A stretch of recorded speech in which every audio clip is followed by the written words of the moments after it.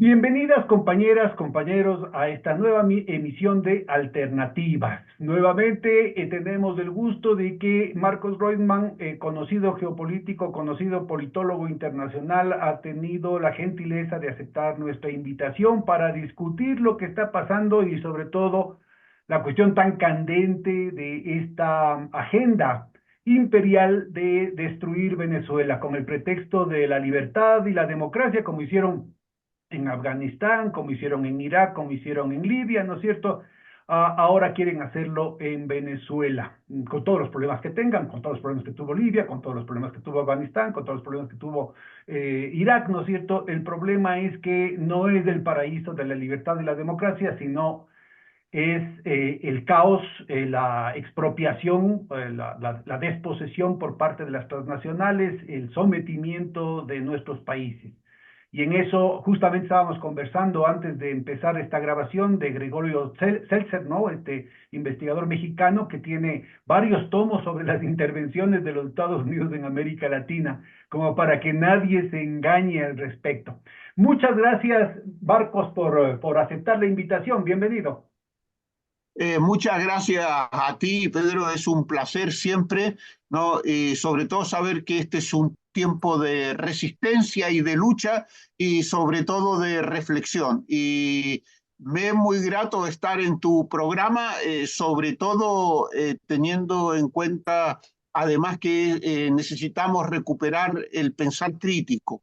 Y los programas que yo los he visto, que tú has, que de algunos de los que puedo visualizar, es decir, ayudan a pensar. Y creo que este es un momento importante para pensar y pensar en el sentido de contraponer la desinformación a los criterios que nos permitan enfrentarnos, digamos, al capitalismo en su lógica ideológica y política, ¿no? Ese es un punto metodológico fundamental, ¿no? Para poder repensar, para poder tener elementos críticos frente a informaciones tan disímiles, tan polares, frente a tanta basura y frente sobre todo a la capacidad increíble que tiene el imperio de crear realidades, la era de la posverdad.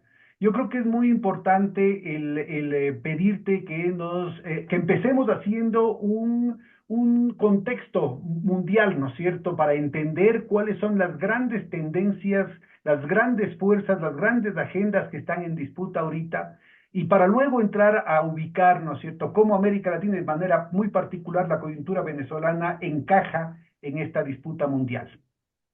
Perfecto. Mira, iba a hacer una aclaración sobre Gregorio. Gregorio era argentino-mexicano porque él Claro. tenía la Él tuvo, nacionalidad, él tuvo ¿no? que Eh, exiliarse, ¿no? Efectivamente, pasando primero por Panamá, ¿no? Y después yéndose a México, donde residió hasta su muerte, ¿no? Hasta su suicidio. Bien, pero eso es otra historia, ¿no? Eso. Bien, ¿cuál es el escenario mundial? Que es la pregunta que nos hacemos, ¿no? Eh, no vamos a retroceder al siglo XIX en la era del imperialismo, pero sí podemos señalar algunos ejes que yo creo que cambiaron el mundo, cambiaron la manera de ver el mundo y cambiaron, por tanto, la lógica del capitalismo en las formas en las cuales se ha articulado la dominación imperialista del siglo XXI. Diríamos que la caída del muro de Berlín, ¿no? Lo que hemos entendido como la disolución de la Unión Soviética, ¿no? Y las transformaciones de Europa Central, ¿no? 1989, 1991, implicaron una visión del mundo completamente diferente. En esa articulación, ¿no? Aparecieron nuevamente la balcanización de Europa, la recomposición ideológica política, ¿no? Que implicaba también la visión del triunfo del capitalismo, esa visión de que el el socialismo realmente existente o el comunismo realmente existente, ¿no? Dejando de lado China, porque China era un país que, digamos, poco analizado, pero en la perspectiva, digamos, de ese mundo bipolar, ¿no? De Guerra Fría, Estados Unidos la Unión Soviética. Y Eso, que además digamos, desde se el derrumbó y 72 con eso, China se había aliado, ¿no? En la época de Mao, ¿no? De Deng Xiaoping se habían aliado con Kissinger y Nixon, ¿no? En contra claro, del claro, es social decir, imperialismo que lo ubicaban, del social imperialismo y de sus colaterales que incluía Allende en Chile, ¿ah? Cuidado. eh, Cuidado sí, que no nos bueno, olvidemos de esa situación. Así que la evolución es pero muy no, importante.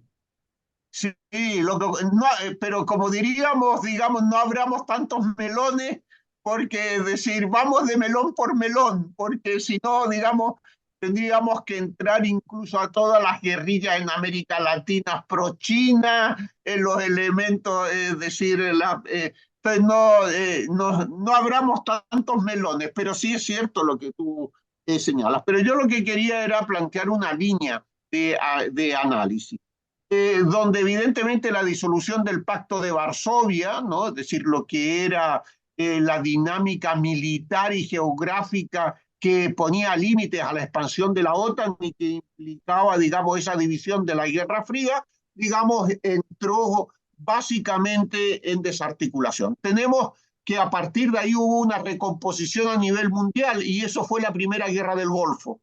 ¿No? Lo que para Estados Unidos significó en América Latina la guerra hispano-cubano-norteamericana, ¿no? Donde el general Mann dijo que Cuba y la incorporación de Cuba a Estados Unidos, después con la enmienda Platt, era una espléndida guerrita.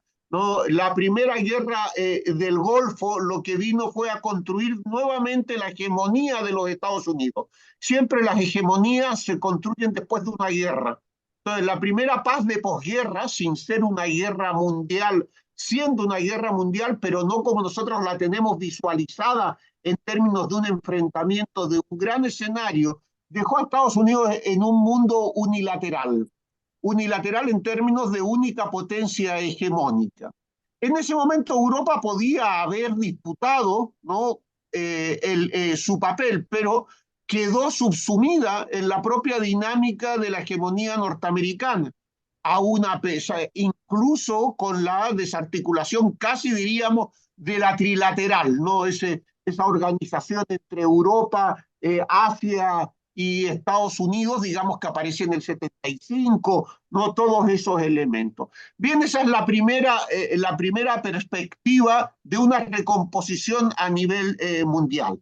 Esa recomposición a nivel mundial implicó también escenarios regionales que entraron a disputas internas, pero sin irme por ahí para no abrir ese melón, podríamos decir que siguiendo en esta lógica, 2001 es un punto ya definitivamente de inflexión. El ataque a las Torres Gemelas implica una concepción distinta de la guerra, el concepto de terrorismo, el concepto de la utilización y la negación de la democracia, el concepto digamos, de la articulación incluso de una manera distinta del desarrollo del capitalismo en términos de que las técnicas informáticas y aún con el Big Data muy incipiente porque no será hasta 2004, 2005 con Facebook cuando entren, digamos, en grandes líneas, pero Estados Unidos recompone hegemónicamente a nivel mundial,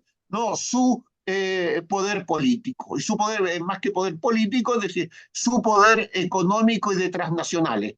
Yo creo que 2001 es ese punto de inflexión que le permite a Estados Unidos conseguir supuestamente esa concepción de apoyo mundial y por el significado que tienen las Torres Gemelas. En ese Ahora, déjame que escenario, meta pico como economista y sobre todo para nuestra audiencia. Y esto tiene un correlato directo en términos de una recomposición también del eje dentro de esa hegemonía del eje angloamericano, es decir, con los británicos, orientado no al capital monopólico industrial que había sido lo fundamental, el fundamento de la hegemonía norteamericana después de la Primera y la Segunda Guerra Mundiales, sino vinculado al tema de la banca y sobre todo la finanza especulativa, los derivados financieros, las offshore, las finanzas en la sombra, ¿no es cierto? La deuda externa, la trampa de la deuda que significó un elemento fundamental tanto para destruir a los países del sur global como para destruir a los países del socialismo realmente existente. Solamente esa cuñita nomás. No, correcto, correcto. Yo esa parte no la había mencionado y es verdad, es decir, porque eso coincide también con la crítica a ese concepto del capitalismo del bienestar, entre comillas, o el capitalismo de rostro humano, que ya empezó con el golpe de Estado en Chile durante la época de Guerra Fría, es decir, el neoliberalismo, pero que después del 2001, digamos, en 20 años de articulación, eso que Eisenhower había llamado el complejo industrial militar, yo diría que se recompone en un complejo industrial militar tecnológico y financiero. Digamos, lo tecnológico y lo financiero, que constituye también un punto de inflexión en lo que va a ser la transición del capitalismo analógico al capitalismo digital. Que eso tenemos que tenerlo en cuenta, que es a finales del siglo XX, ¿no? Y que en el siglo XXI ya toma su dinámica, ¿no? Es decir, con nuevas desigualdades. Pero a lo que íbamos de la situación internacional, América Latina en ese momento, ¿no? Parecía ser que desaparecían los golpes de Estado, desaparecían las dinámicas de los regímenes burocráticos autoritarios, por ponerlos así, y había un regreso a la democracia. Y eso lo quiero enfatizar mucho, ¿no? Porque en ese punto de inflexión va a surgir la primera Venezuela con Hugo Chávez en el 98, a finales del siglo XX.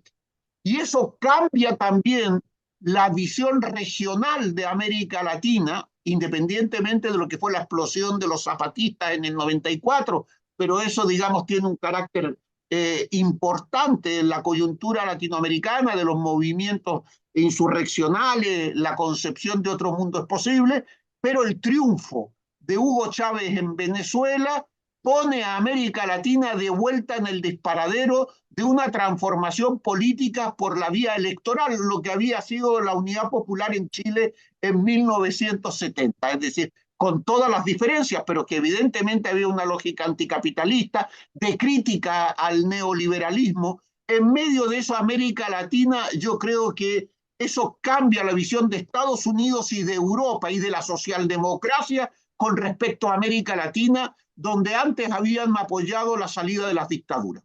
Lo que había sido una propuesta, digamos, entre 1984 y 1992, es decir, el plan de Contadora, los elementos que habían definido la paz en Centroamérica, el final de esos conflictos, la lógica distinta de la negociación, los procesos de paz, lo que se llamó esos procesos de paz, parece que habían hecho de América Latina una balsa de aceite.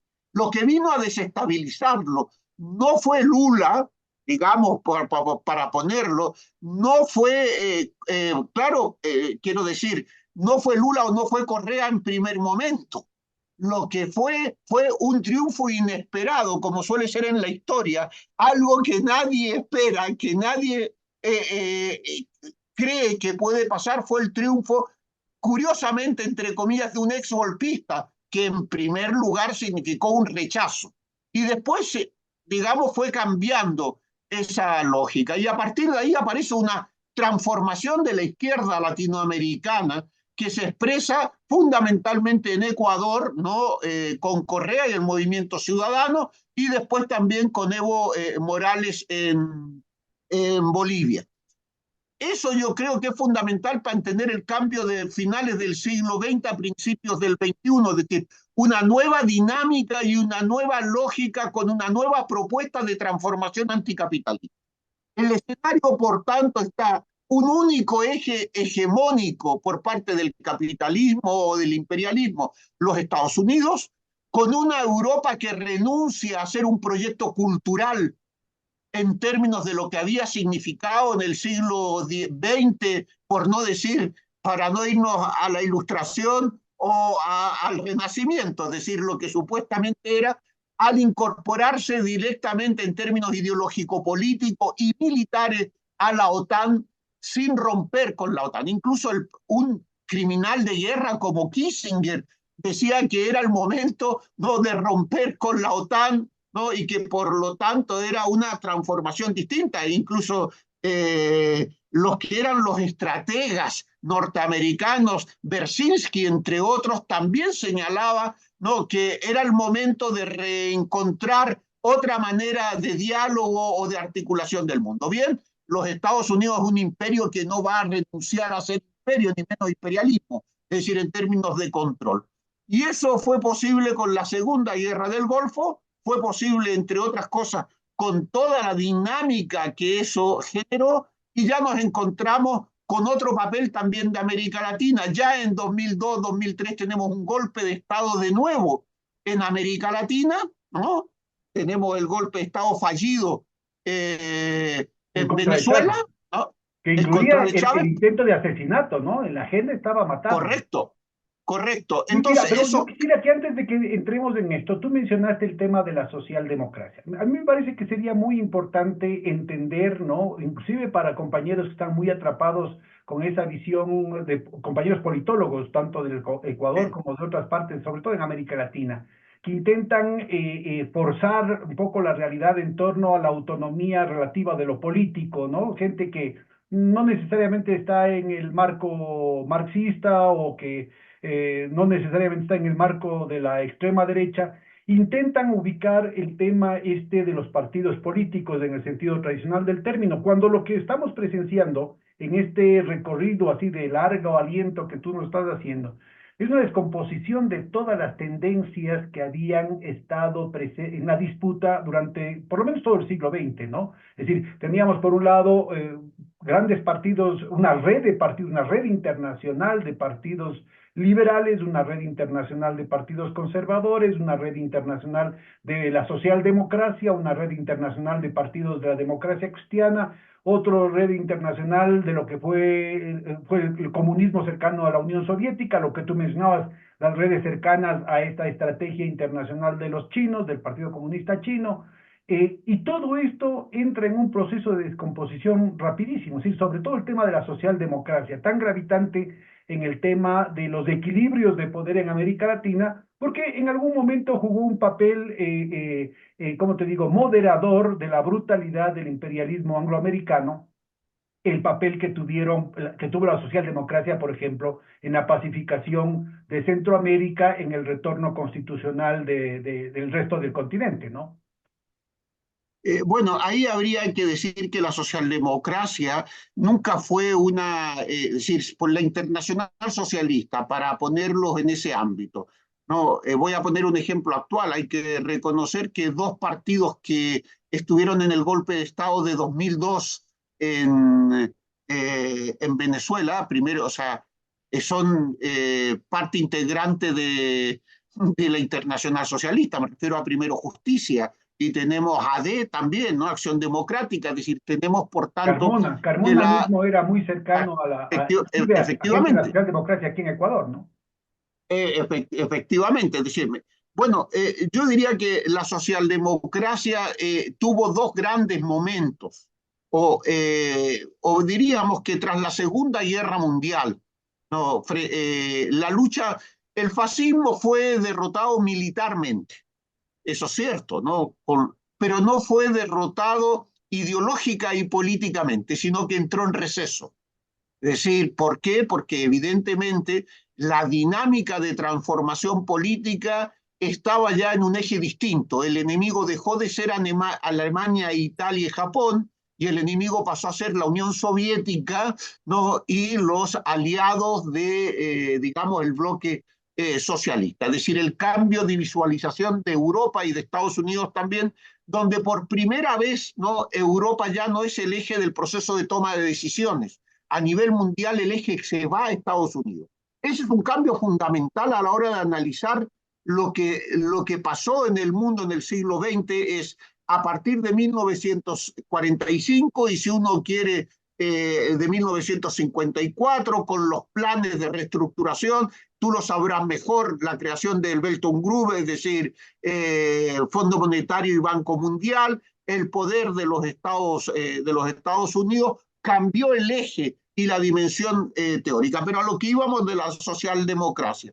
En ese momento la socialdemocracia se constituyó en un punto de referencia a la hora de ¿qué? De evitar que lo que habían sido las resistencias del fascismo y frente al nazismo, como los partisanos, o sea, lo que fue la dinámica de los partidos comunistas, sin entrar a visualizar si eran prosoviéticos, si no, sino lo que había significado en términos de la legitimidad política de la lucha de la resistencia contra el fascismo en los países occidentales como Francia, Holanda, Alemania, lo que había tenido ese lugar. Bien, lo sabemos que implicó no solamente planes como el plan Gaudio, ¿no? Como otros en el cual había que hacer una propuesta donde los partidos comunistas, donde el marxismo, entre comillas, sin entre comillas, donde la transformación anticapitalista quedara fuera.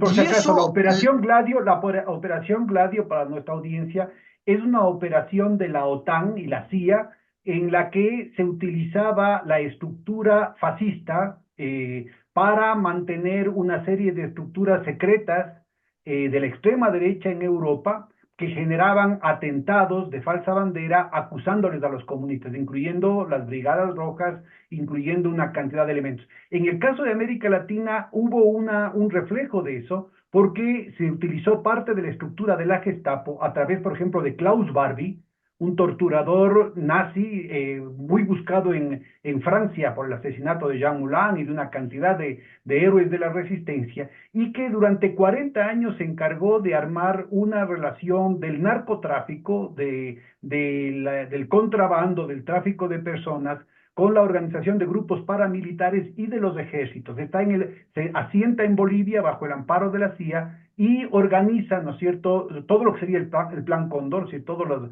organizaciones de la extrema derecha, de los golpes militares a través de los ejércitos formales, pero también los cárteles que se descubren luego con la dictadura de García Meza en Bolivia, en la que directamente queda involucrado, ¿no es cierto?, un primo de García Meza, con el propio Klaus Barbie, lo cual obliga a que se desenmascare el asunto y sea llevado Barbie a ser juzgado en Francia. Yo creo que es muy importante esto para entender, ¿no es cierto?, que en última instancia eso nunca acabó. Es decir, todas las estructuras nazis de Europa fueron recicladas. Primero, como estructuras de subversión clandestinas en el este de Europa, incluyendo Ucrania y Rusia, que ahora aparecen, ¿no es cierto?, el escuadrón Azov, el asunto de Svoboda, una cantidad de elementos vinculados, por ejemplo, a Bandera, ¿no? Stepan Bandera vivió en la Alemania protegida por los gringos y los británicos en Múnich y fue aniquilado en un operativo del Mossad y de la KGB en 1950, 5 años después de la guerra, cuando él estaba operando una serie de acciones de sabotaje muy adentro del territorio soviético y de organización clandestina de estas estructuras que ahora aparecen en la guerra. En el caso de América Latina, esto está directamente vinculado con el narcotráfico, directamente financiado por el narcotráfico, que después reaparece, y no solamente en el caso de Bolivia. Desde Bolivia están vinculados grupos paramilitares, vinculados a grupos nazis de la Ustacha croata, ¿no es cierto? Está vinculado a grupos nazis de extrema derecha alemana en Brasil, en Argentina, en Chile, y se expande a todo el continente luego con lo que después se descubrió como el escándalo Irán-Contra, es decir, Estados Unidos, la CIA y la DEA directamente organizando a los carteles, al tráfico de la droga, para financiar estructuras paramilitares y a la extrema derecha que tenían sus relaciones directas con los ejércitos de América Latina. Yo creo que es un elemento muy importante porque esa es la verdadera internacional fascista que continuó después de la guerra, no en contra de los Estados Unidos, sino directamente financiada por los Estados Unidos, ¿no? Operación Gladio en Europa significa en el este de Europa toda la operación clandestina que ahora aparece en la superficie en la guerra de Ucrania, y en el caso de América Latina todas las dictaduras que se dieron desde los años 50. El carnicero, el conocido vulgarmente como el carnicero de Lyon. El carnicero de Lyon. Carnicero Y ahí sí, Lyon. ¿a dónde irse? Sí, de la vinculación de los nazis, porque además acá también quería hubo, llamarte, en Colombia, ¿no es cierto?, hubo también un nazi que fue directamente vinculado, un nazi colombiano directamente vinculado a los carteles de la droga, que después apareció como operador de la CIA, ¿no? Correcto, ¿no? Y también hay que recordar que a finales del gobierno de la Unidad Popular en Chile, ¿no? Es decir, empezó justamente esa lógica en Colonia Dignidad y en la zona sur de Chile, ¿no? Justamente con todos los químicos y alemanes nazis, ex nazis y también químicos que implicaron también el inicio de todo lo que va a ser ese narcotráfico para financiar la contrarrevolución, que es lo que dices tú, Irán contra, ¿no? Es decir, se encontró en ese ámbito y también desarticular los movimientos sociales y políticos de la izquierda que obviamente, digamos, empezaron como hoy lo tenemos no, con el fentanilo o con otros elementos, ¿no? Que implican también una forma de control ideológico político y sobre todo mental, ¿no? Porque lo que hacen es, Y en paramilitar, definitiva, ¿no? Y la desarticular represión. y Mira, yo creo que es paramilitar, muy correcto. importante, todo esto de aquí está absolutamente ausente de los libros de texto de las universidades, está totalmente ausente de los libros de texto, digamos, potables, ¿no es cierto? Pero es tan evidente la situación que hace 2 o 3 semanas un juez de la Florida, o sea, del estado más derechoso y más controlado por la reacción cubana, ¿no es cierto? Y por la mafia judía, que tiene asiento en Miami, una jueza tuvo que reconocer y sancionar a Bonita Banana por haber financiado a los paramilitares vinculados al tráfico de drogas en Colombia por asesinar a dirigentes sociales. O sea, más Bueno, claro, evidente que eso no hay a dónde. sí, pero retomando el tema, porque si no, ya te digo, abrimos un Otro melón melón, que, otro melón. claro, porque mira, ¿cómo si no entender los 43 de Ayotzinapa? Así ¿No? es. Es decir, que está con el narco, el ejército, los grupos paramilitares, decir, los Z, todos los grupos del narco, ¿no? Vinculados a lo que llamamos la narcopolítica, es Y ahí decir, en aparece así, definitiva solo también. como una notita rapidita, sin abrir ningún otro melón, la sanción de 4 reales que le pusieron a HSBC por el lavado de drogas de miles de millones de dólares. El Hong Kong and Shanghai Banking Corporation, el banco más reputado, más respetable del mundo, Londres. Sí, sí, sí, sí. Bueno, pues, ¿qué te voy a contar a ti? Que fuiste el director del Banco Sur, ¿no? En América Latina, como para no saberlo. Pero lo que hablábamos de la socialdemocracia, para retomar un poco, ese fue un momento álgico después de la Segunda Guerra Mundial, porque fue el momento de decir lo mejor del socialismo y lo mejor del capitalismo, una tercera vía, ¿no?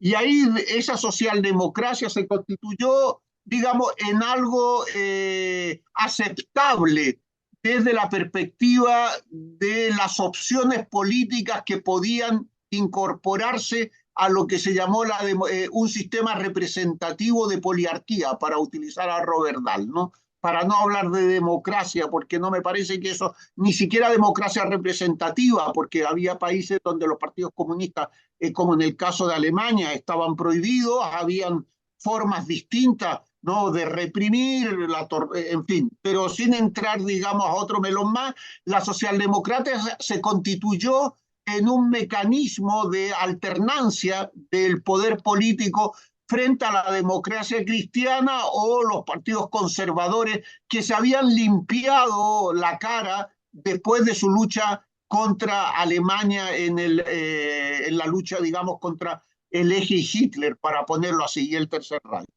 En esa socialdemocracia.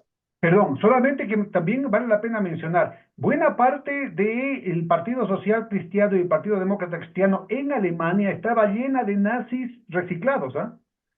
Correcto, pero A mira, nivel de te iba. ministros, recuérdese por favor que el presidente de Austria Sí, que sí, fue, bueno, y el presidente. fue nazi. Escucha, efectivamente, pero sí, sí, sí, sí, correcto, sí, sí, yo lo Kurt señalo en un Waldheim.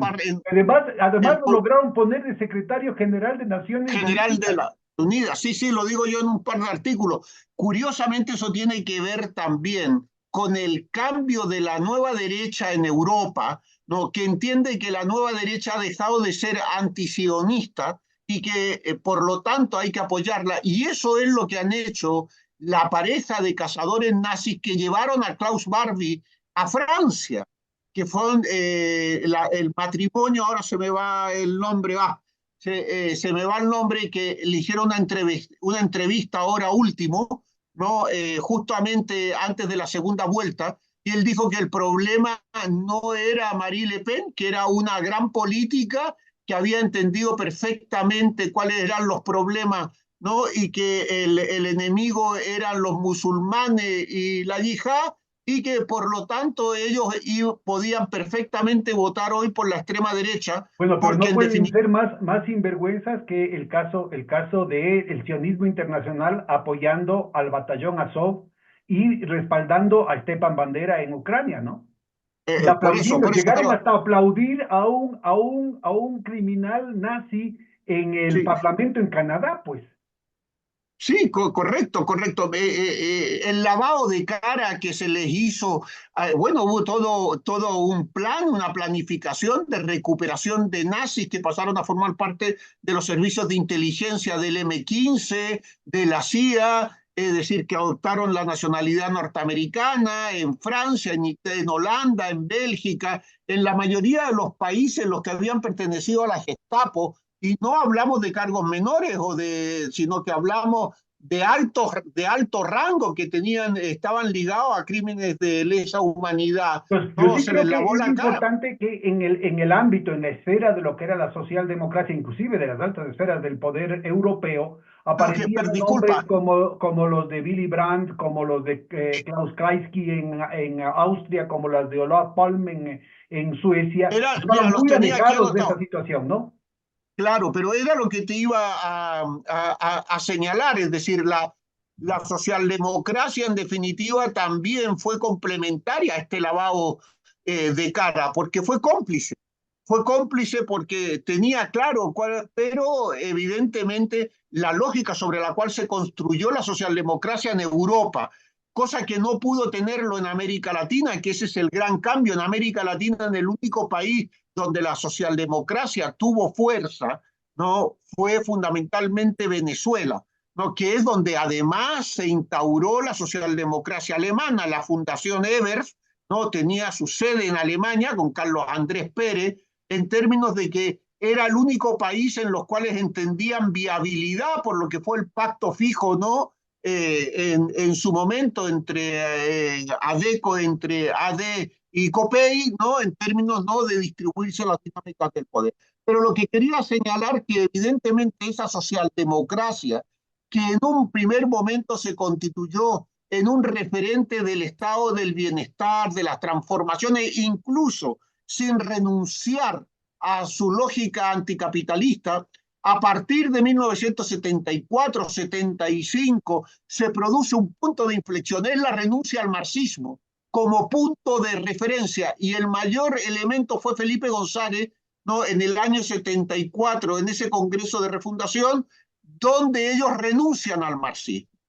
Y eso tiene su implicancia también con Mitterrand, recordar después el gobierno de Mitterrand en Francia. Ahí la socialdemocracia da un vuelco importante porque asume el concepto de economía social de mercado. Y por otra parte, establece los criterios de los mecanismos de las reformas del Estado, los procesos de privatización, de desregularización. La socialdemocracia empezó a entrar en esa lógica y perdió sus señas de identidad. El punto clave fue el asesinato de Olof Palme, que era el gran defensor de esa socialdemocracia histórica, digamos, que además estaba con las luchas de los pueblos centroamericanos, con una visión de América Latina de lucha antioligárquica, con una visión de América Latina antiimperialista, con una visión de América Latina que implicaba el apoyo a los gobiernos de izquierda, es decir, fue Olof Palme y Suecia, fue un gobierno que desarrolló toda la política de cooperación con Chile entre el 70 y el 73, después lo desarrolló en Cuba, es decir, tenía una política articulada a los valores que además desde América Latina se señalaba como a un alto pago en los impuestos, impuestos solidarios, entre comillas, o impuestos de la renta en función de quien más gana, más paga. Toda esa visión hizo pensar en el imaginario de América Latina y en dirigentes latinoamericanos que Suecia era un país socialista. No sé si se puede recordar esa situación. Queremos un socialismo a la sueca, ¿no? Más o menos en ese ámbito, con todo lo que eso significaba.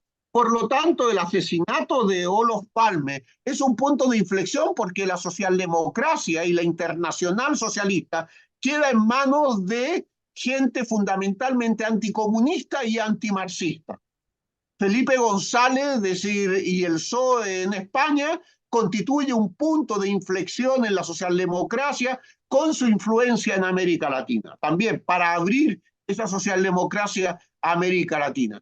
Y él, por ejemplo, señaló que él apoyó mucho más la división del Partido Socialista chileno que todo lo que había dado, ¿no?, a la revolución sandinista. Y lo vemos ahora con sus declaraciones, digamos, ya de todas maneras ahora yo creo que es decrépito y está en todo lo que es la Fundación IDEA, esa fundación, ¿no?, de expresidentes de América Latina, donde hay desde gente de la derecha hasta Felipe González, pasando por el presidente de Costa Rica, no por el presidente de Panamá, ese holding, no lobby de poder que hoy también se expresa como dinámica de poder. Por lo tanto, la socialdemocracia perdió su capacidad de generar una alternativa propia ya a finales de la década de los 70.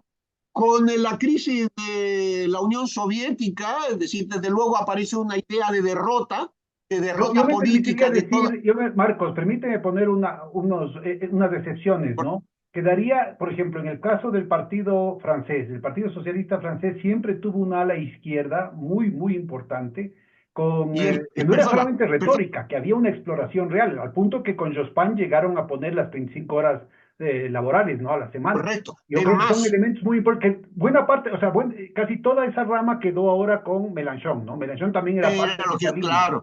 claro, claro, pero lo mismo pasó en España con lo que fue la izquierda socialista, es decir, ese grupo que se configuró en torno, por ejemplo, Joan Garcés, Vicente Garcés, es decir, Antonio García Santesmase, lo que había sido justamente una propuesta de izquierda, se transformó en una corriente de opinión dentro del Partido Socialista, minoritaria sí, pero digamos en toda una línea de transformación de lo que era la socialdemocracia inmediatamente después de En la el Segunda Partido Guerra Mundial. Socialista Suizo todavía hay una línea muy fuerte de izquierda. En Austria también hay los herederos todavía de Krauss-Kreisky, que en las otras socialdemocracias no existe. Yo En el diría, PASOK griego también hay una línea histórica, digamos, ya son viejos todos, pero que en algún momento convirgieron con el tema de Syriza, es decir, hay con excepciones, solamente para matizar en lo que correcto, voy a yo estoy de acuerdo, lo que yo estoy perfectamente de acuerdo, es decir, nunca ningún partido digamos, diríamos, compacto, es decir, tiene evidentemente familias, articulaciones, ¿qué más decir del movimiento ciudadano para poner Ecuador? Es decir, Claro, no hay claro. que No, y ir. me estaba olvidando de alguien fundamental, pues, que es el Partido Socialista Italiano, ¿no? Sobre todo con eh, el presidente, vaya, se me fue el nombre ahorita, Bettino, iba a no decir Craxi. Crashi, No, el eh, presidente. no, Ay, se me fue el nombre. El que le Pertini. grita a Cole en la final de fútbol, le coge y le grita gol. Pertini, Sandro Pertini. Pertini, sí, una maravilla, ¿no? Entonces, ellos eran una línea digamos, de mucha consecuencia, ¿no? Y dentro del Partido Socialista hay hasta ahora, ¿no es cierto? Bueno, sobre todo en la economía, ¿no? Hay una cantidad de expresiones en la economía heterodoxa y rafiana que vale la pena tomar en cuenta. Sí, por eso, es decir, lo que yo creo que en todos los partidos esa concepción verticalista, si se me permite, estalinista, no, yo creo que realmente más bien no existe, no, lo que hay es una lógica de debate político. Lo que pasa es que los partidos socialdemócratas en Europa, no, y en América Latina, pues han renunciado a ser socialdemócratas directamente, es decir, y en esa renuncia a la socialdemocracia hay un corrimiento hacia la derecha, porque la derecha no encuentra enemigo. Que se vuelve catastrófica en los últimos 10 años, ¿no? O sea, Correcto, es absolutamente, decir, la porque es una derecha no. precipitación sin, como te digo, sin continuidad. Es decir, por ejemplo, la cuestión en Francia, ¿no? Hay un operativo claramente externo que lo arma sobre todo Hollande, ¿no es cierto?, que desbarata el partido para entregárselo a Macron y ahora trata de recuperarlo de una manera absolutamente artificial. Correcto. Habiendo una importante presencia de políticos de alto nivel dentro del Partido Socialista y de gente sobre todo de base que tiene una fuerte predisposición progresista. Lo mismo en España, ¿no? A nivel de políticos de base en España hay una gran cantidad de gente muy progresista. Yo creo que en general lo que hay es un operativo que se ve que es externo, ¿no es cierto?, para destruir a la socialdemocracia internacional y que se opera Bueno, del 2000 para acá. correcto, pero yo creo que también, digamos, uno podría señalar, aunque no sé si cabría o no señalar que la socialdemocracia murió de éxito, ¿no? Es decir, murió de constituirse dentro del capitalismo en una opción de rostro humano. Yo creo que la lucha en el capitalismo, si era Hayek o era von Mises, para ponerlo así, es decir, si era la corriente intervencionista del Keynes Estado o en la von Mises. economía, sí, Keynes o von Mises o Hayek, ¿no? Es decir, para ponerlo ahí, desde luego, Marx nunca fue, la contradicción no Exactamente. era Aunque en el caso, Keynes por y ejemplo, Marx. de Jeremy Corbyn, ¿no es cierto? En el caso de Mélenchon, sí, claramente ellos inclusive mencionan a Marx y tienen claramente Correcto. una Bueno, estructura de análisis claramente heredera de esa tesis. marxiana, sí, sí, sí, marxista. Pero claro, hay que entenderlo en esa lógica que la izquierda tiene que luchar contra su leyenda negra. Es decir, la izquierda tiene una leyenda negra que muy bien la han construido la socialdemocracia y el anticomunismo. Es decir, la izquierda ha tenido entre sus verdugos a la socialdemocracia. La socialdemocracia entendió que el enemigo no era el capitalismo, sino el enemigo era la izquierda marxista, era la izquierda transformadora, era la izquierda, digamos, anticapitalista. Y por tanto, la derecha entendía también que el capitalismo estaba en peligro si ganaba la izquierda. Y la izquierda no era precisamente la socialdemocracia, por algo es socialdemocracia. Y Este, evidentemente se aliaron. sin intentar ser exhaustivos, yo te diría, porque por razones de tiempo, que tendríamos que ubicarnos hacia allá, cuál fue el efecto de estas transformaciones en el corazón, digamos, en la metrópoli, respecto a lo que fue sus satélites, porque no hay otra forma de entender el tema que eran satélites aquí en América Latina. Pero también yo quisiera solamente mencionar para matizar el tema de la democracia cristiana, que quedan las demás pendientes, ¿no? Pero por relevante también dentro de la democracia cristiana europea hubieron figuras muy importantes con una visión distinta, más humanista, por ejemplo, en la democracia cristiana italiana, Aldo Moro, Mattei, ¿no? Es decir, gente que no por casualidad terminaron asesinados, ¿no? En extrañas circunstancias, y ahí el tema de Operación Gladio vuelve a tener relevancia. Yo creo que es muy importante porque la democracia cristiana acá en América Latina también tuvo elementos, digamos, creativos, ¿no? Como el Frei Padre y sobre todo lo que sería John Scholl y el ala izquierda de la democracia cristiana en Chile. Sí, pero claro, pero ese a la izquierda se salió de la democracia Claro, cristiana pero lo que es para importante es que es esa formar, matriz. Yo creo que es importante eso. Carazo en bueno, Costa Rica y sectores, por ejemplo, Caldera en su primer momento en Venezuela, ¿no es pero cierto? por eso hablamos, Todo eso desapareció. Yo solo acabo este tema. Todo eso sí, desaparece por orden superior, ¿no es cierto? Queda totalmente fuera de los partidos por orden superior en este es realineamiento en torno al neoliberalismo. claro, pero eso yo creo que el punto de inflexión es el triunfo de la Unidad Popular en Chile, ¿no? Cuéntanos, Es cuéntanos. decir, de la misma manera, es decir, primero, ese concepto, o bueno, primero el punto de inflexión fue la Revolución Cubana. Si uno quiere meterse en América Latina, el primer punto, bueno, el primer punto, hay varios, pero uno, evidentemente, que podríamos señalar es el golpe de Estado contra Guatemala en el 54, Jacobo Arbenz. Yo creo que ese es un punto de inflexión con la intervención desde Honduras, ¿no? De tropas también norteamericanas, ¿no? Y la destrucción de una propuesta evidentemente socialdemócrata de transformación política, es decir, esa vía de desarrollo en América Latina articulada al cambio electoral.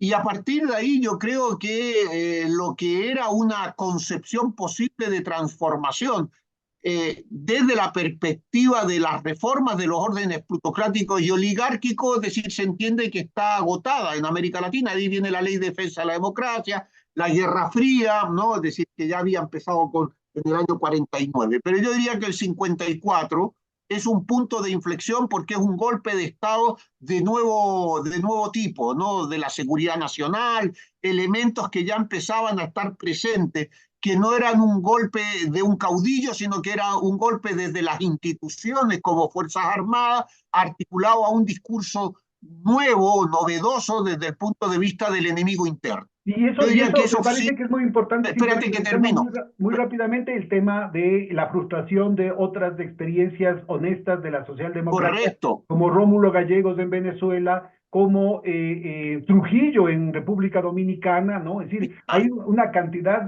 Juan de Bosch, tú te refieres a Juan Bosch, es decir, la propuesta Juan Bosch, de claro, Juan Bosch, pues que sí, sí, también cuando era dices vinculado Trujillo, yo digo, a la socialdemocracia claro. internacional, ¿no? Y que fue totalmente reprimida de una manera. Bueno, ahí apareció la invasión, por eso te iba a decir, pero eso ya 65, la invasión contra Caamaño. Pero lo que yo quería señalar es que en América Latina, lo que tú señalas de la socialdemocracia en América Latina no tenía espacio, porque las grandes contradicciones en América Latina, ¿no?, estaban dadas entre riqueza y pobreza, entre exclusión, ¿no?, y concentración. Y eso estos elementos no viabilizaban la articulación de una propuesta entendida en términos de modernización política que se podía entender en un momento como transformación de las estructuras oligárquicas. Cuando eso se proyectó, el resultado fue golpes de Estado. En el caso, ya digo, de quizás si exceptuamos Costa Rica en el 48 con la revolución de Figueres, etcétera, y en el 52 en Bolivia con el MNR como elementos nacionalistas. El punto de inflexión de América Latina en tu línea es el 54 con Guatemala y después el triunfo de la Revolución Cubana. Si aceptamos el periodo del 57 de debilidad en Honduras. Por lo tanto, ese es el punto de inflexión para retomarlo en términos de la socialdemocracia. Por eso la socialdemocracia no echó raíces en América Latina, porque quienes defendían el proyecto socialdemócrata fueron aniquilados por la propia derecha, fueron aniquiladas por las propias plutocracias, porque eran los sectores que no tenían el poder formal políticamente, pero las oligarquías y las plutocracias por algo son plutocracias, ¿no? Contaban con el apoyo de unas fuerzas armadas educadas y articuladas en ese ámbito. Yo diría, Y que después del después golpe de Estado hay un segundo 64. momento ya, después de la revolución nicaragüense, que tienen el último estertor, digamos, que fueron no sepultadas por las armas, sino por la guerra económica. El primer Alan García en Perú, Alfonsín en Argentina y lo que sería el gobierno de Sarney, aunque Sarney no era socialdemócrata, pero su gobierno sí en Brasil, ¿no? Correcto, pero por eso, digamos, pero estamos un poco desordenados, pero sí es cierto, digamos, espero que la gente que no esté tan metida en la historia de América Latina pueda situar un poco a los personajes. Pero sí es cierto, lo que yo quería señalar es que la socialdemocracia tuvo su opción en Europa, esa opción dejó de ser cuando se articuló directamente a la economía de mercado y renunció a los procesos de transformación estructural, y eso es a mediados de los 70, y en América Latina esa socialdemocracia no pudo cuajar nunca, salvo en Venezuela, por el hecho del petróleo fundamentalmente, que construyó cierto espacio de clase media o de sectores medios, ¿no?, con todo el periodo del primer Carlos Andrés Pérez, ¿no?, con todo ese reformismo que hizo que ahí se situara, pero fue la propia derecha latinoamericana la que impidió que el propio capitalismo latinoamericano tuviera una versión de rostro humano, ¿vale? Porque fueron ellos los que en definitiva clausuraron ese espacio. La prueba está en que tanto en Costa Rica, es decir, 40-48, el Partido Comunista salió para las grandes reformas, incluso la Iglesia, ese concepto, digamos, que después va a ser básicamente Juan XXIII, es decir, toda la tradición histórica ¿no? Del Papa Juan XXIII, digamos que va a dar lugar a la teología de la liberación, pero no vamos por ese lado. Por lo tanto, yo diría que ahí estuvo el punto de inflexión en América Latina. La única opción que había era una opción de transformación anticapitalista que en Chile se probó en el 70, que fue el triunfo de la Unidad Popular. Y ahí la democracia cristiana, es decir, la democracia cristiana se divide. ¿Por qué? Porque hay que entender que el anticomunismo y las visiones del miedo, ¿no?, a las grandes transformaciones es algo que está en la mente. Eso es una guerra neocortical, digamos, eso está grabado en el ADN educativo o educacional desde pequeño, lo mamamos desde pequeño. Si los comunistas son malos, vemos películas, leemos libros, lo que tú señalabas de la historia. Entonces es muy fácil construir ese miedo y ese rechazo a la posibilidad del cambio social que implique, por ejemplo, nacionalización de la banca, nacionalización de las riquezas básicas, impuestos progresivos, salud, educación, vivienda social. Todo eso que desde la perspectiva política no tiene por qué ser tachado de comunismo ni de marxismo, evidentemente en la mentalidad que todos tenemos construido en ese, lo que yo diría que hoy incluso está cambiando el sentido común generalizado para explicar el auge del neofascismo, si queremos, no, o la derecha extrema, es decir, en términos de la gente normal y corriente. No estoy hablando del dirigente político que sabe perfectamente el discurso, que sabe perfectamente cómo introducir, ¿no?, esos elementos, digamos, en términos de los virus que ya te van controlando. Yo diría que en ese factor, eso fue el punto de inflexión. La socialdemocracia no pudo, pero porque sus propios posibles aliados que estaban en la derecha, ¿no?, es decir, lo destruyeron, y la socialdemocracia destruyó la izquierda. Entonces, en definitiva, a partir de ahí, la socialdemocracia giró hacia la derecha. Es cosa de ver simplemente la trayectoria del PRI en México, es decir, dónde termina el PRI, ¿no?, donde había también un sector social. Cuya última expresión podría ser López Portillo, ¿no? Como acercamiento a Claro, la socialdemocracia, que luego entra en un proceso muy rápido de neoliberalismo, cuya máxima expresión, claro, más evidente expresión ya es Salinas de Gortari en su efectivamente, sí, sí, relación más, inclusive mafiosa, ¿no? sí. Claro, Luis Echeverría fue el último gran presidente nacionalista, independientemente de las condiciones de corrupción, es decir, De asesinatos, ¿no? y de asesinatos, es decir, pero te estamos diciendo que la propuesta, digamos, internacionalista del PRI, ¿no?, en términos de antiimperialismo fue, la prueba está, cómo se articuló con el gobierno de Chile, la defensa fundamentalmente de Cuba, ¿no? Por lo tanto, digamos, ahí hay, pero eso es otro melón que no lo vamos a abrir.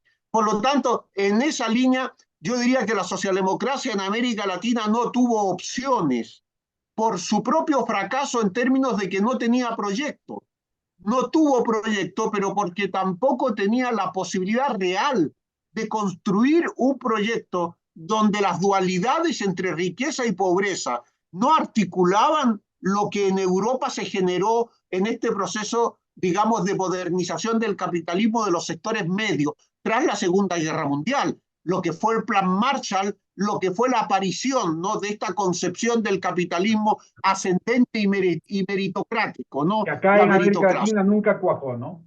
Y es muy No, claro, importante este antecedente que tú nos das porque ayuda a entender el proceso específico de Venezuela y el hecho de que muchas voces progresistas, entre comillas, gente vinculada a la socialdemocracia, dentro y fuera de Venezuela, están en una posición, pero beligerantemente antichavista, beligerantemente antipopular y hablando públicamente de la intervención militar de los Estados Unidos, ¿no? correcto, pero bueno, y lo mismo pasa con Boric y pasa con sí, asumir el capitalismo como punto de referencia para construir tu propuesta es quedarte, si te dices de izquierda, sin argumentos. Claro, Es, quedas como mala copia del neoliberalismo. no, claro, es decir, como diría alguien, lo que no es no puede ser y además es imposible, ¿no? Es decir, tú no puedes defender una nacionalización del litio y después entregar el litio a las empresas privadas. Tú no puedes hablar de democracia y militarizar la zona de Hualmapu en Chile, no en la Araucanía. Tú no puedes defender las transformaciones de una economía medioambiental evolutiva no capitalista y después permitir que se arrase el Amazonas, y eso es Lula. No puedes decir, como dijo, como señaló en su momento Cristina Kirchner, que el capitalismo hay que hacerlo que funcione. Bien, como también en un momento lo dijo Petro, es decir, el capitalismo, queremos que el capitalismo funcione. Entonces tú dices, perdón, eso que es muy loable en términos de discurso para captar votos y decir, no soy peligroso, no soy un peligro para nadie, al final te crea contradicciones tan grandes que no puedes salir de ese Bueno, marco aquí y en por lo América tanto, Latina ninguna alternativa es exenta de contradicciones. Es decir, el camino es tan complejo y tan minado que no hay un camino pavimentado, bueno, digamos, no digamos a la bueno, ciencia, pero mira, sino no hay un camino pavimentado al tema del desarrollo, ¿no? Pero yo creo que es importante ubicar esta situación para entender cuál es la disputa en Venezuela, ¿no?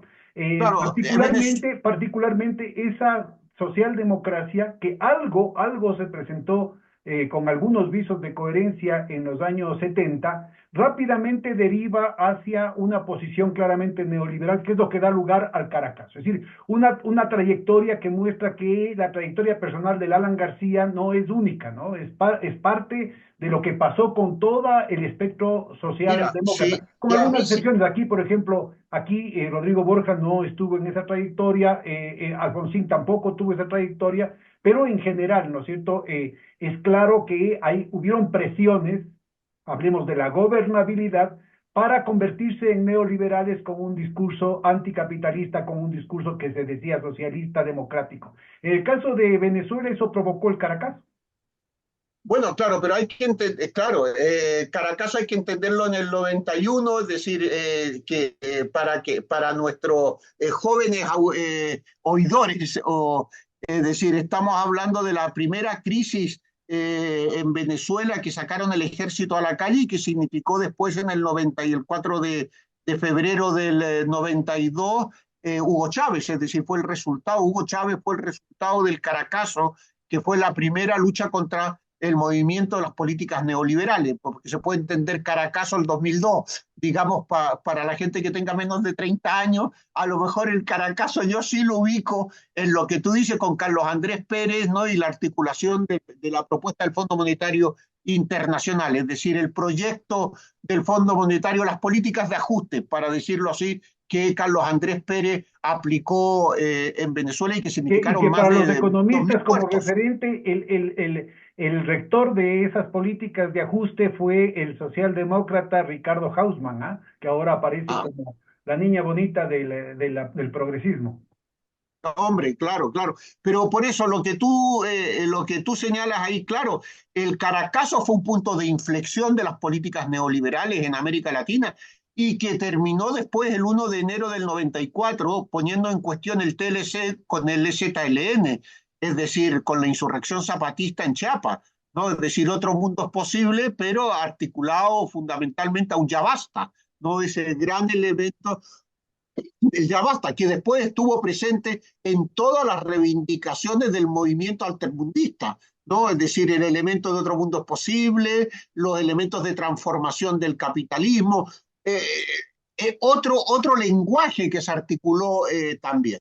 Es Pero en importante esta, digamos, mencionar que esta crisis de la socialdemocracia intenta ser capitalizada originalmente por una disidencia de la democracia cristiana, que ya lo mencionamos. El viejo Rafael Caldera, ya muy avanzado en edad, que se había mostrado en ah, los años 60 muy creativo, con una serie de propuestas innovadoras en torno a la organización popular, sin duda anticomunistas, pero que planteaban una serie de reformas sociales, de mecanismos participativos. sí, Juan Aquí 23 y después, y disculpa, y Pablo VI, claro, claro, vinculados a la doctrina social de la Iglesia, tienen claro. alianza con lo que había sido la izquierda guerrillera, el MAS. Teodoro Petkov, ¿no? Sí, sí. Y Que después se presentan estuvo en el gol. como una ilusión de algo nuevo, pero que a la final termina cayendo en las mismas políticas neoliberales. Y entonces no dejan otra Correcto. opción al pueblo venezolano, que es esta figura que era una incógnita y que gana las elecciones de manera sorpresiva, que es el militar golpista, fracasado además, que era Hugo Chávez, que no se sabía qué mismo es lo que planteaba. Cuéntanos, cuál es tu Eh, análisis de esta trayectoria que viene hasta 25 años más tarde? bueno, yo tuve sí, bueno, comentando en su momento con Eduardo Galeano, ¿no? Cuando quisieron presentarlo, incluso en el año 95, cuando Hugo Chávez es amnistiado, ¿no? Es decir, y creo que fue justamente en el gobierno de Caldera, creo ya había ganado Caldera. Eh, Justamente es decir, teníamos todos la visión de un golpista, ¿no? Eh, de una persona que no se articulaba a los hechos democráticos, etcétera, es decir, quien había alterado el orden político.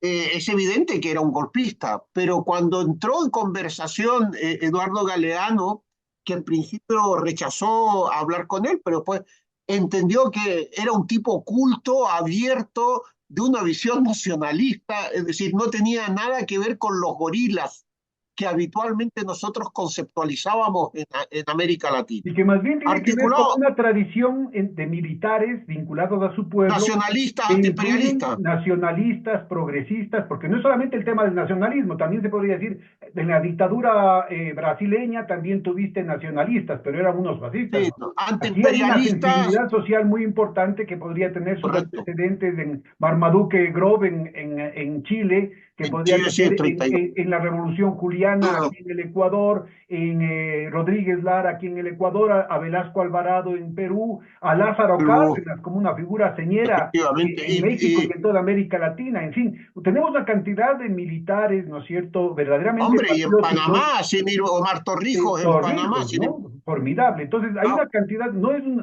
en realidad un cisne negro, en realidad hay una corriente nacionalista, progresista, de una gran Claro, sensibilidad pero social en toda América Latina, que ha sido reprimida de manera sistemática por las correcto, argollas mafiosas, derechistas y fascistas, vinculadas no solamente a los Estados Unidos, sino en muchos casos a estas estructuras paramilitares financiadas por el narcotráfico, ¿no? no. Dentro del Yo lo propio, que te las quería propias decir, Fuerzas claro, Armadas. sí, sí, correcto. Yo lo que quería comentar desde su punto de inflexión, la Revolución Cubana fue un punto de inflexión que además obligó a la socialdemocracia, ¿no? Es decir, fue un gran debate en la izquierda latinoamericana, la Revolución Cubana, si apoyar o no apoyar a la Revolución Cubana y a los movimientos insurreccionales, ¿no? De lo que fueron los frentes de Revolución Nacional, ¿no? Es decir, el Frente Sandinista, lo que apareció después con los Tupas, todo lo que apareció en torno a la Revolución Cubana, y que eso también derechizó a la socialdemocracia latinoamericana, que tomó mucho miedo, ¿no? En ese ámbito también, ¿no? Pero bueno, a lo que íbamos, tú dices, yo creo que hoy la geopolítica mundial, ¿no? Se juega en América Latina con respecto a las posibilidades de la hegemonía de los Estados Unidos por dos cosas. Uno, Europa ya está en manos de Estados Unidos. No tiene capacidad de autonomía, ¿no? Es decir, o de independencia, digamos que tiene cierto grado de autonomía a la hora de tomar decisiones, pero no en el ámbito militar, que depende estratégicamente de los Estados Unidos en cuanto a las decisiones políticas, simplemente con la OTAN. Por otra parte, en términos de los conflictos en los que está básicamente Ucrania y ahora Israel, lo cual demuestra es que lo que hay es un control objetivo desde Occidente, es decir, la necesidad, el enemigo no es Rusia, el enemigo es China.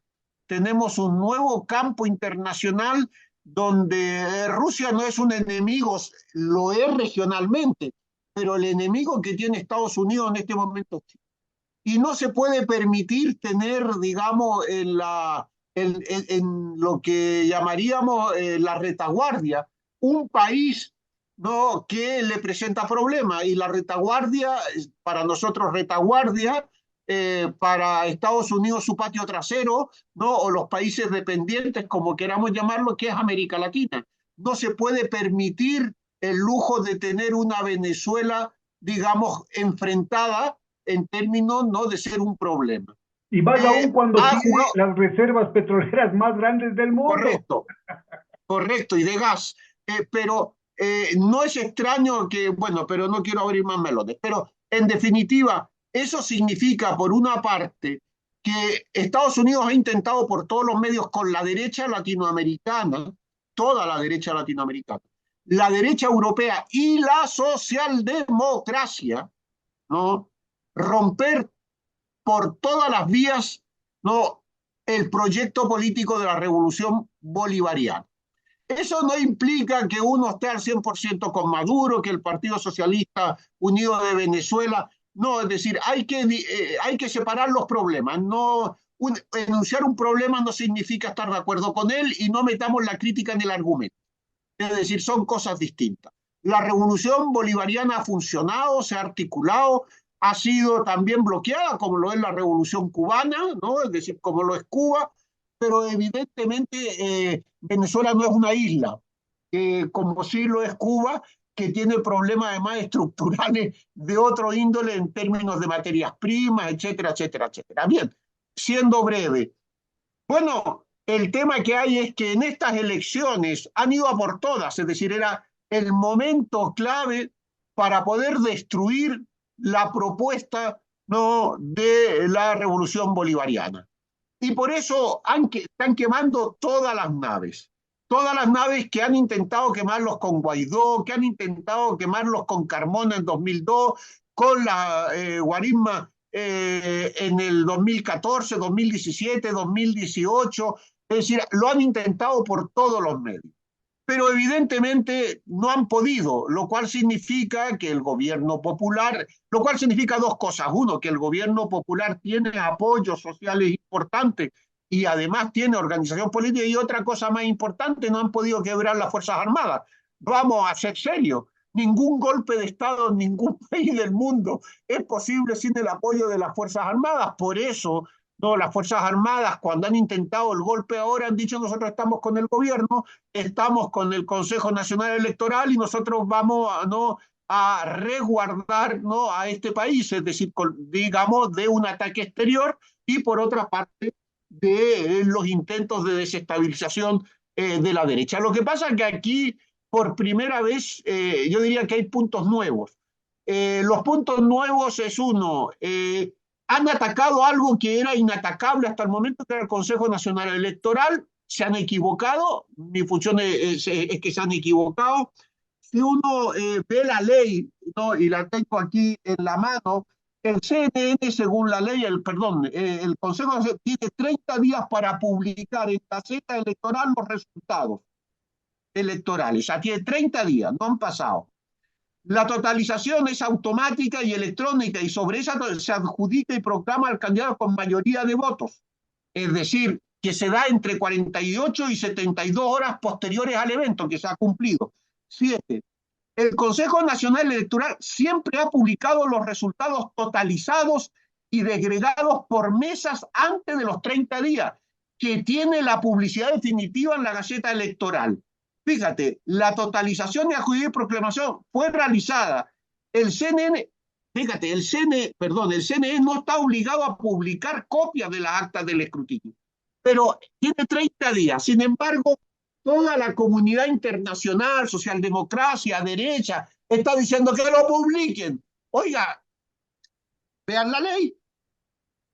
Ellos han articulado la ley, pero han atacado a uno de los sistemas y a uno de los consejos, que es el quinto poder, el Consejo Nacional Electoral, que es uno de los de mayor prestigio como institución a nivel del mundo.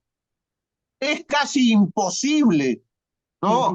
Inclusive con el respaldo y la participación en la construcción del sistema por parte de la Fundación Carter y el expresidente Carter, cuando estaba en vida. Lastimosamente, Sí, la situación ha pero era lo que cambiado y iba a parece que comentar. radicalmente ahora que falleció, ¿no?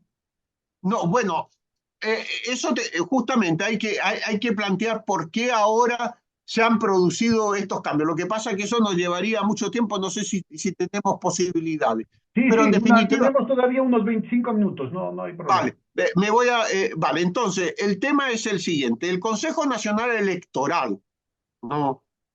Ha tenido, primero está compuesto por 5 miembros y uno de esos miembros ha sido nombrado por los partidos de oposición. Es decir, lo primero que ha habido a nivel mundial es plantear una desinformación sobre la forma en la cual actúa, se articula y regula el Consejo Nacional Electoral. Se ha corrido un tupido velo sobre las formas electorales. Se habla de que tenemos actas o no, pero no, mire, eso no funciona de esa manera. Entonces se ha producido eso que llamamos desinformación o una construcción fundamentalmente que avale, en primer lugar, algo que no tenía Guaidó, que en este caso el nuevo presidente, que ya ha sido reconocido por Estados Unidos, es decir, que tiene y también por Perú. El criterio que Guaidó no era presidente por votos, pero este tipo, ¿no?, sí iba a ser considerado presidente, ¿no?, legítimo, entre comillas, por votos. ¿Te Aquí es donde refieres a juega la Edmundo comunidad González? internacional. Ah, sí, claro. Es Guaidó 2.0, pero en ese sentido eso no lo tenían con Guaidó, porque Guaidó se autoproclamó. En este caso, no quiere decir que no se haya autoproclamado también, porque no ha habido fraude. El problema es que la estrategia ha sido, si perdemos en las elecciones, decretamos fraude. Si ganamos en las elecciones, perfecto. Es decir, sí o sí, nosotros mantenemos el discurso de que hemos ganado. ¿Por qué? Porque se las están jugando todas. Entre medio hay unas Porque elecciones en bueno, han Estados pasado Unidos. 25 años intentando de todo, ¿no? Intentos de Pero por eso asesinato, estoy golpes de diciendo, Estado, claro, desembarco de mercenarios, bloqueo a la economía, sabotaje intento, económico, intento sabotaje a la de infraestructura, ONGs con miles de magnicidio. millones de dólares de presupuesto, y no les resulta, ¿no? Claro, pero por eso en esta ocasión a mí me parece, digamos, que han actuado, yo creo que el gobierno ha actuado muy bien y el Consejo Nacional Electoral mejor todavía. Yo creo que la estrategia ha sido, mire, Cuéntanos, destapen porque por ustedes acá no toda se su oye miseria. mucho, estamos tan inundados de información y tan controversial, tan contradictoria, que a la final no sabemos qué creer. Cuéntanos cuáles son las versiones que tú manejas. No, bueno, más que versiones, el criterio es el siguiente. Hubo una reunión de todos los grupos políticos que es la reunión de Barbados, ¿no?, en el que estuvo presente también el Centro Carter, ¿no?, para articular las posibilidades de estas elecciones ahora en el mes de julio. Todos firmaron los acuerdos, ¿no?, menos curiosamente la PUD, ¿no?, o sea, la Plataforma Unitaria Democrática, de aceptar los resultados electorales. De Ya Corina y empezamos por... de Corina Machado y Claro, de por Edmundo eso, la González. PUD es ellos, claro, o sea, de González, eso, lo que antes era la MUD, ¿no?, que era la Mesa Y de Unidad que Democrática. casualmente no le ponen a su glorioso presidente Guaidó de candidato, ¿ah? Habría que preguntarse por qué. No lo ponen a Capriles, no lo ponen a Cisneros, no lo ponen a ninguno de los que habían sido líderes heroicos de la resistencia y aparece que además es un señor que juega un papel muy triste porque es el reemplazo de la señora Corina Machado, ¿no?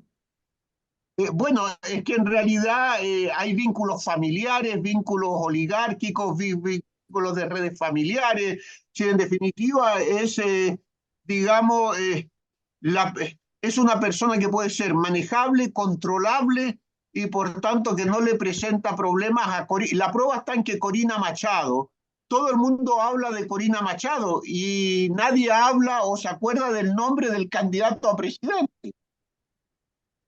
¿No? Es decir, eso es significativo de la estrategia, digamos, informativa o de redes. Todo el mundo habla de Corina Machado, Corina Machado, Corina Machado, que hay que recordar cuando se presentó en la Mesa de Unidad Democrática en 2003, 2012, 2013 contra Capriles, no, fundamentalmente no obtuvo dentro de los votos ni el 3,5% de los votos, mientras que Capriles obtuvo el 65%. Claro, estamos De hablando los de todas votos maneras de dentro de hace la 10 años oposición atrás, te refieres, cuidado con dentro de la equivocar. oposición, para ser electo candidato, ¿no? Lo que pasa es que ella es una candidata del poder hegemónico plutocrático al margen del debate político. La derecha tiene un grave problema interno Y de las en el caso embajadas, de pues, Venezuela. que me parece que es clarísimo aquí. Bueno, claro, los Estados Unidos, Y ya no son solamente los Estados Unidos, sino también las de Israel, ¿no? Cada vez más mira, politiza claro, por en eso toda iba a América decir, Latina. claro, Ucrania, Gaza, bueno, pero a ver, para crear un hilo común, o sea, un hilo que podamos entender, eh, las elecciones evidentemente se dan en un contexto uno, que la gente en Venezuela no está dispuesta a seguir con la violencia. Dos, han aumentado el nivel de vida de sueldos y salarios. Hay evidentemente configuración distinta del espacio político en el cual se resuelven estas elecciones. Con lo cual, obvio, eso a quien favorece es al gobierno y a quien perjudica es a una oposición que pinta, ¿no?, una Venezuela llena de caos, no la gente muerta de hambre. No, la gente, ese periodo, digamos, de violencia de hace 2 años, se paró por la decisión que fuera o por como fuera y por la acción también del gobierno de poner, digamos, frente y buscar otro tipo de acuerdos con la oposición. La oposición se divide y por tanto, digamos, los elementos de actos de violencia que estábamos acostumbrados, si tú te das cuenta, en Venezuela además Estados Unidos rebajó los elementos del bloqueo, de las sanciones, y eso permitió un respirar mejor. En ese contexto, la derecha tiene muy poco espacio, salvo que tenga un proyecto. Pero la derecha no tiene proyecto. Su proyecto, si cabe proyecto, como diría Luis Brito, ¿no? ¿Qué es? Desnacionalizar, Claro. ¿qué es? Ley, Devolver. Entonces, ¿ah? mi ley. Evidentemente eso no...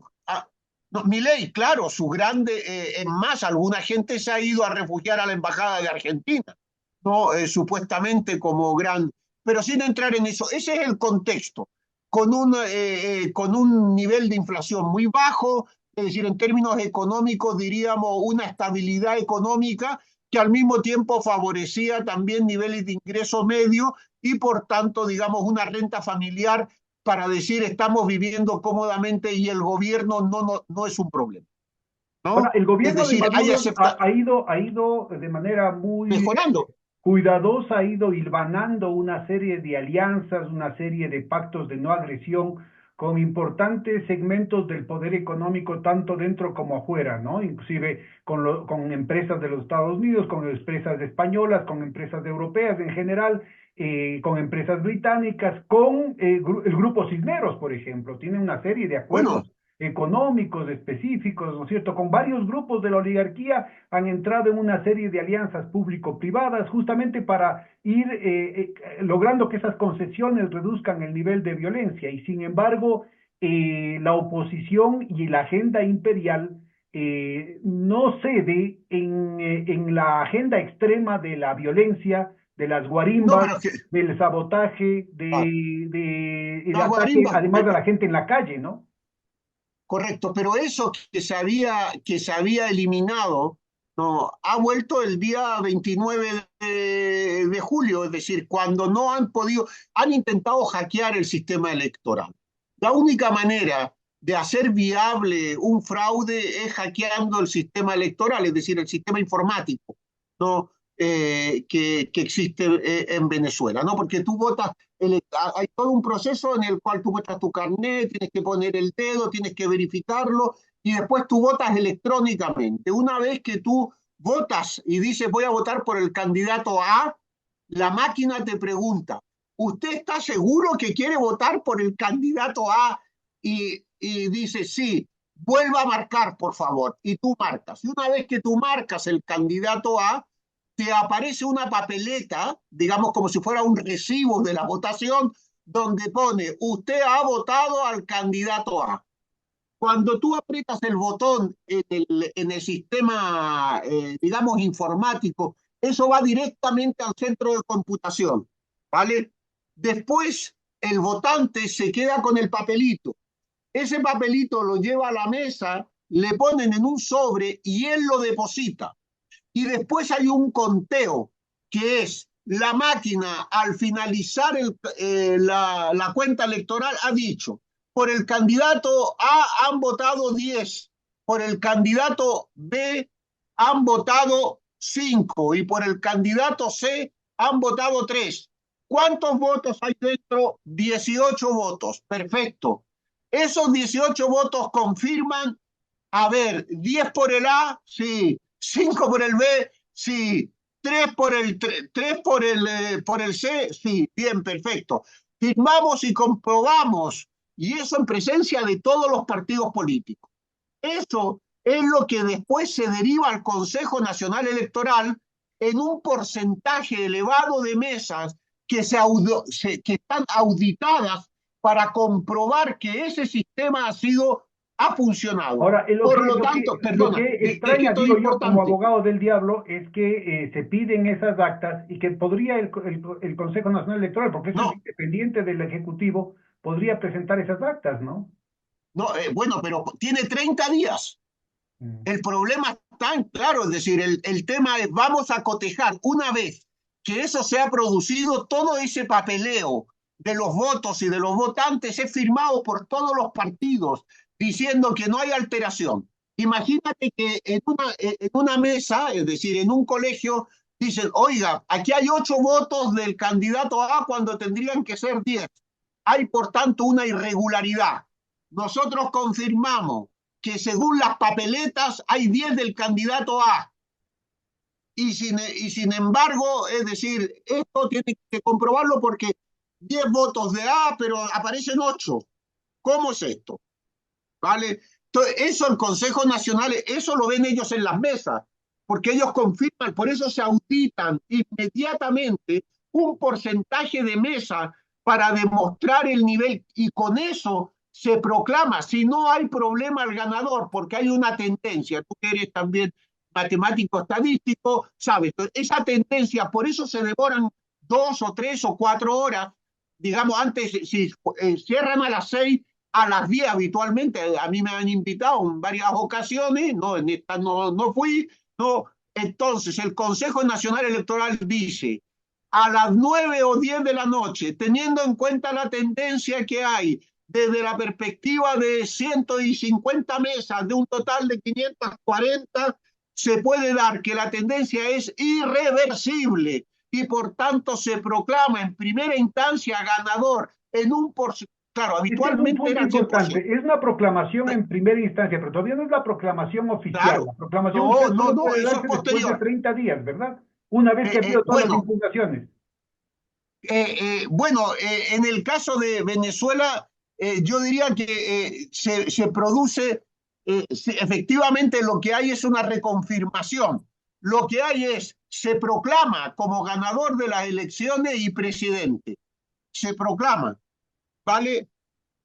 Después se toma de posesión, ahí yo tengo el Consejo Nacional Electoral tiene 30 días para dar el resultado final. Lo que pasa es que esta es la primera vez en que el resultado final del 100% de las actas no se da en un tiempo breve. ¿Pero por qué? Porque hubo un hackeo.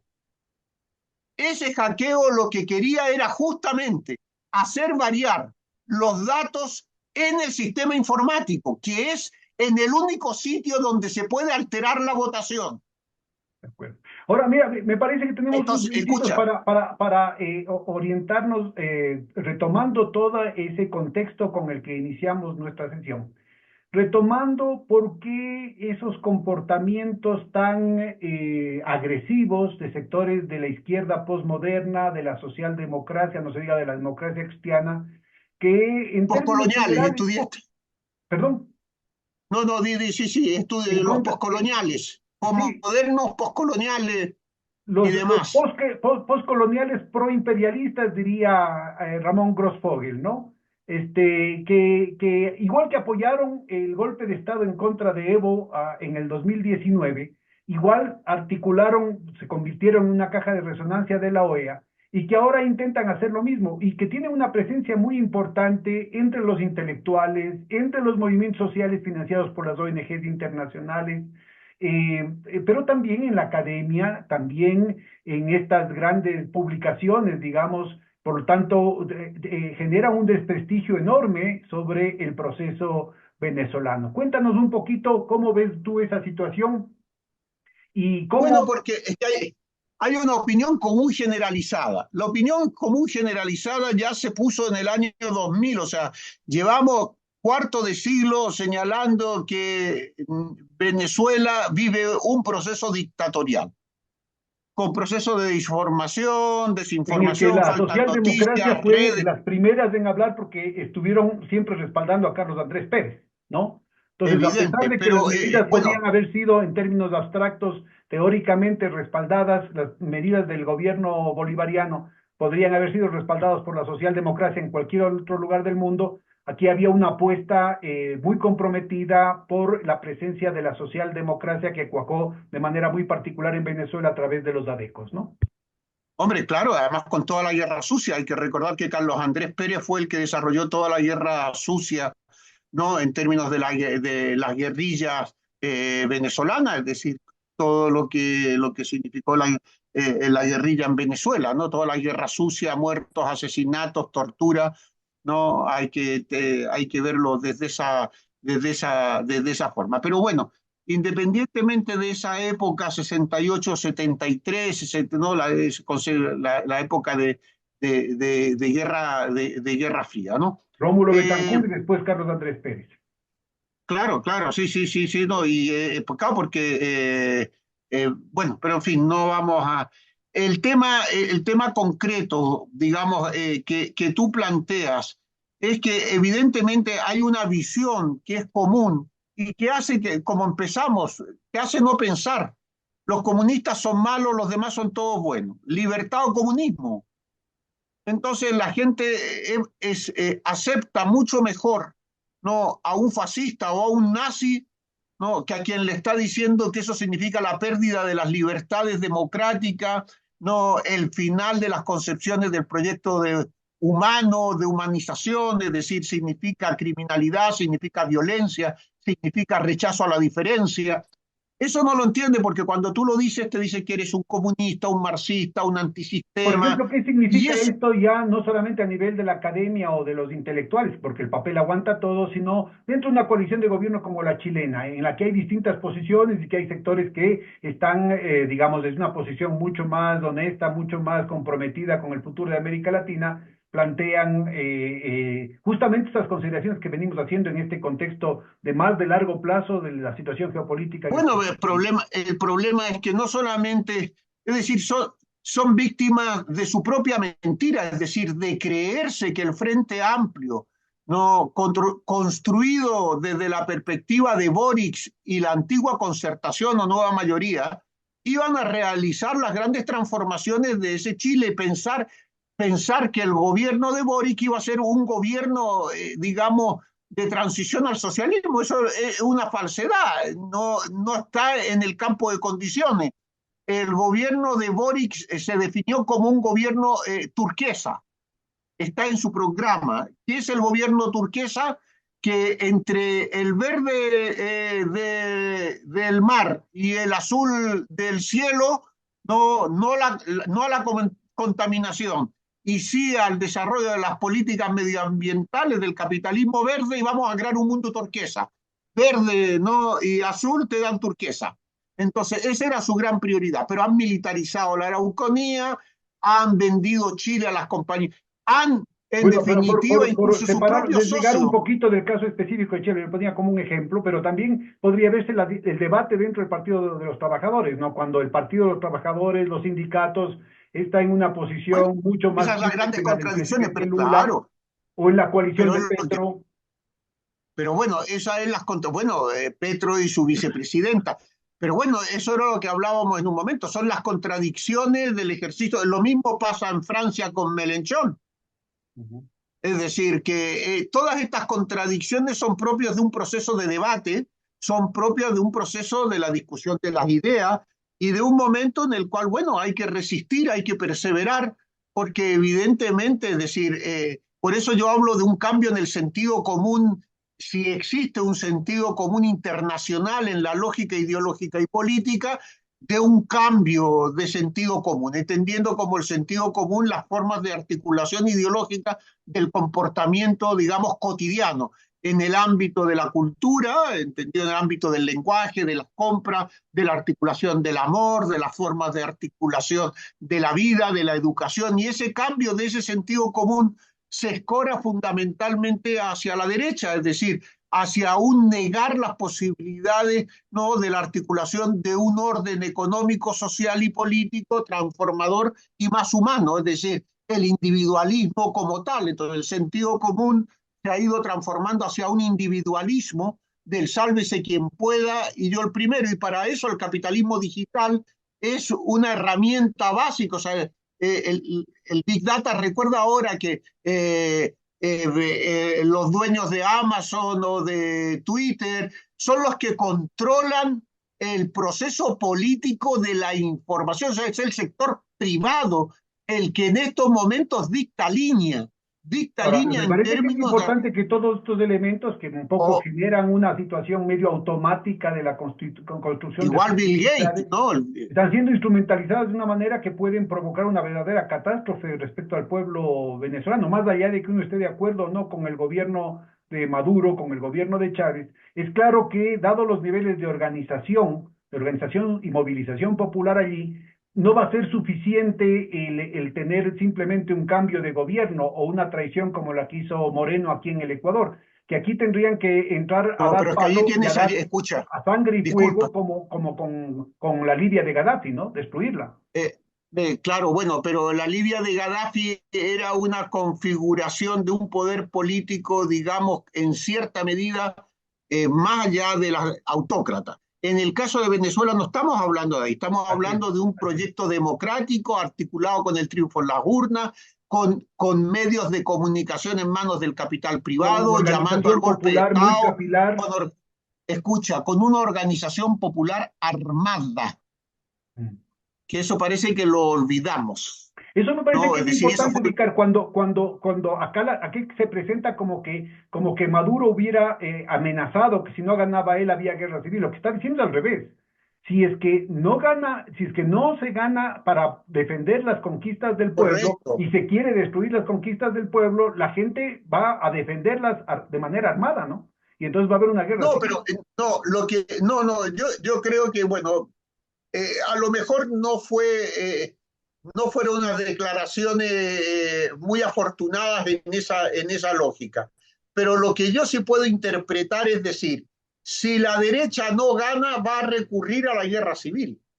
También. No es que el pueblo se va a defender de las elecciones, no, no. Pero Es también es en el si la sentido, derecha Marcos, no gana, respecto a nuestro recordado Salvador Allende, ¿no es cierto?, de que ahora es un pueblo armado, ¿no? Y que no van a poder revertir esas conquistas sociales de manera tan fácil como lo hizo la dictadura de Pinochet.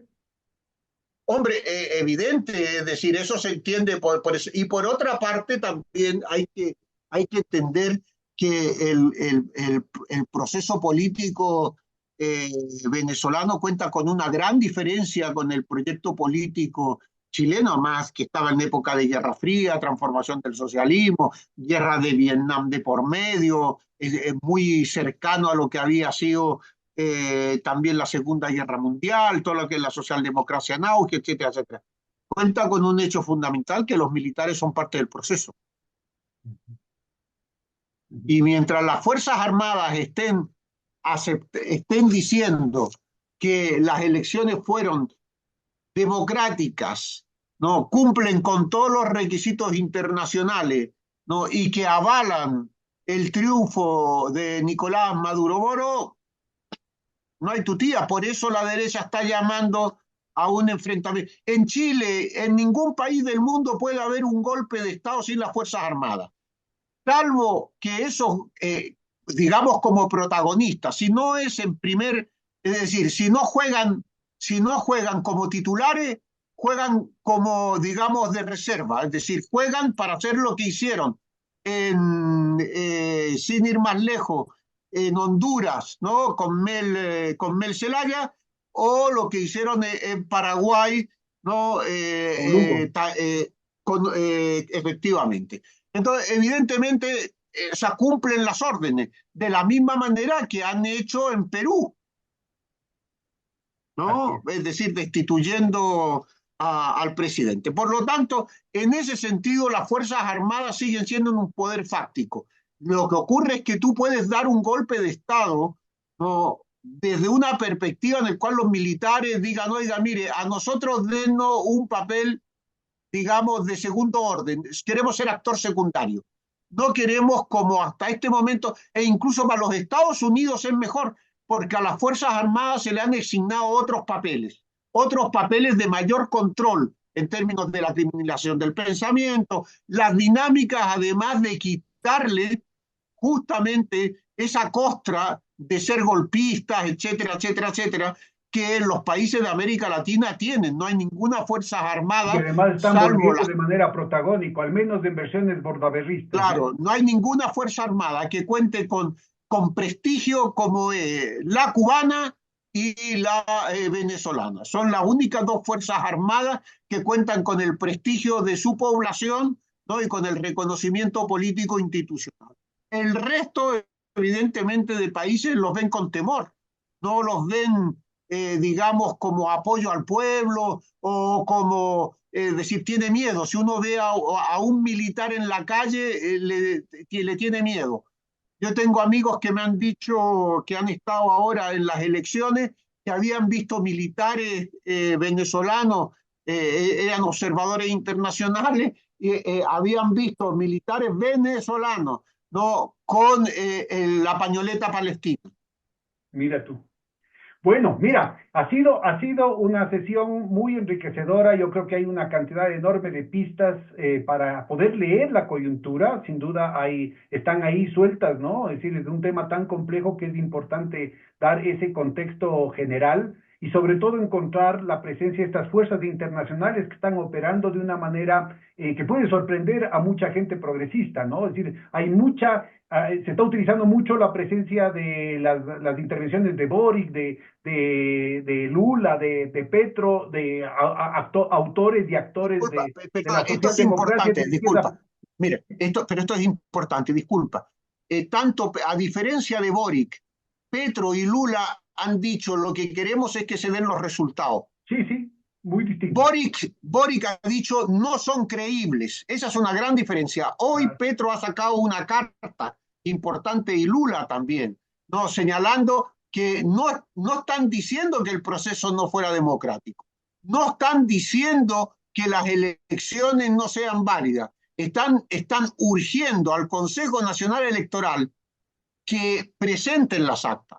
No hay un cuestionamiento. Boric cuestionó las elecciones. claro, Esa es la gran la diferencia. gran diferencia. Esa es la miseria. Esa es la miseria del gobierno chileno, que cuestionó, dijo, no son creíbles las elecciones ni el triunfo de Maduro, ni Petro, ni Lula señalaron eso. Han dicho, necesitamos que se den ya los resultados.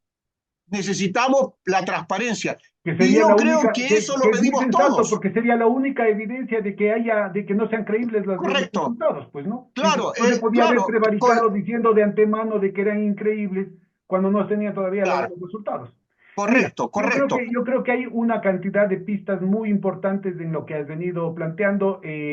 Nuestra audiencia creo que va a tener elementos que van a permitir continuar con el debate, porque esto no se está cerrando ahorita. Te agradezco muchísimo y ojalá podamos tener otra oportunidad para seguir discutiendo otros temas de América Latina. A ti, muchas gracias y suerte con el programa. Muchas gracias, un abrazo. Bye, chao.